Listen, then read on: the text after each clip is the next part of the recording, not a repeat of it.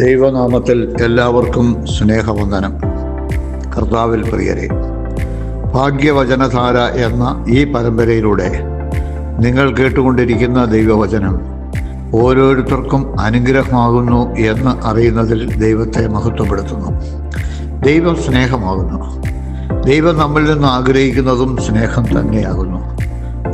നാം ഓരോരുത്തരും പരസ്പരം സ്നേഹത്തോടെ, സുഖമായി, സന്തോഷത്തോടെ, സമാധാനമായി, സമൃദ്ധിയിൽ ജീവിക്കണം എന്നാണ് ദൈവം ആഗ്രഹിക്കുന്നത്. ഈ ചെറിയവരിൽ ഒരുവന് ചെയ്തതെല്ലാം എനിക്കാകുന്നു ചെയ്തത് എന്നരുളി ചെയ്ത സ്നേഹവാനായ കർത്താവ് ദൈവത്തെ സ്നേഹിക്കുന്നവർക്ക് ഒരുക്കിയിരിക്കുന്ന നന്മകൾ വചനത്തിലൂടെ വ്യക്തമാക്കുന്നു.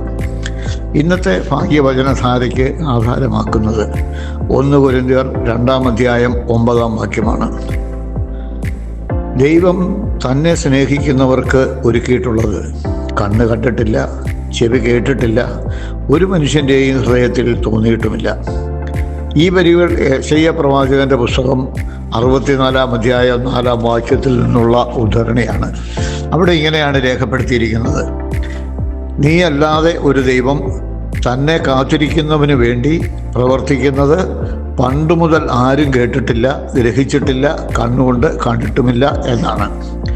ദൈവത്തെ സ്നേഹിക്കുന്നവർക്കായി ഒരുക്കിയിരിക്കുന്ന മഹത്തായ നന്മകൾ ആർക്ക് സങ്കല്പിക്കാൻ പോലും കഴിയുന്നതല്ല, ആരുടെയും കേൾവികളിൽ പെട്ടതുമല്ല.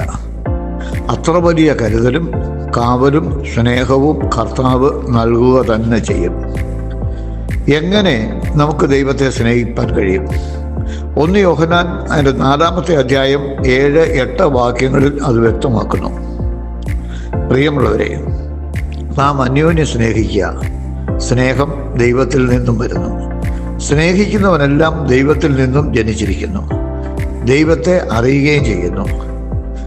8-ാമത്തെ വാക്യം ഇങ്ങനെയാണ്: സ്നേഹിക്കാത്തവൻ ദൈവത്തെ അറിഞ്ഞിട്ടില്ല, ദൈവം സ്നേഹം തന്നെ. നാം അന്യോന്യം സ്നേഹിക്കണം. സ്നേഹം ദൈവത്തിൽ നിന്നുമാണ് വരുന്നത്. സ്നേഹിക്കുന്നവർ ദൈവമക്കളാണ് എന്ന് നമ്മെ ബോധ്യപ്പെടുത്തുന്ന വചനങ്ങളാണിവ. സ്നേഹിക്കേണ്ടത് പ്രവൃത്തിയാലും സത്യത്താലും ആയിരിക്കണം എന്ന് 1 യോഹന്നാൻ 3-ാം അധ്യായം അതിൻ്റെ 18-ാമത്തെ വാക്യം വ്യക്തമാക്കുന്നു.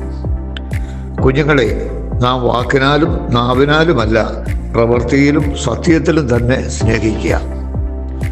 സ്നേഹമാകുന്ന ദൈവത്തെ സ്നേഹിക്കുന്നത് അവൻ്റെ വചനങ്ങളെ അനുസരിച്ചുകൊണ്ടാണ്.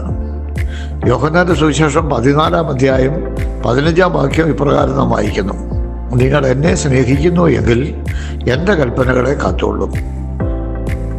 ദൈവകൽപ്പന എന്താണെന്ന് 15-ാം അധ്യായത്തിൻ്റെ 12-ാം വാക്യം വ്യക്തമാക്കുന്നു. ഞാൻ നിങ്ങളെ സ്നേഹിച്ചിരിക്കുന്നത് പോലെ നിങ്ങളും തമ്മിൽ സ്നേഹിക്കണം എന്നാകുന്നു എൻ്റെ കൽപ്പന.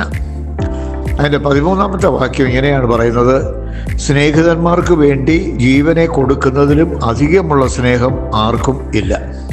അതേ പ്രിയ ദൈവമക്കളെ, നമ്മെ സ്നേഹിച്ച് നമുക്ക് വേണ്ടി ജീവൻ നൽകിയ സ്നേഹവാനായ കർത്താവിനോട് നമുക്കും സ്നേഹത്തിൽ നിലനിൽക്കാം.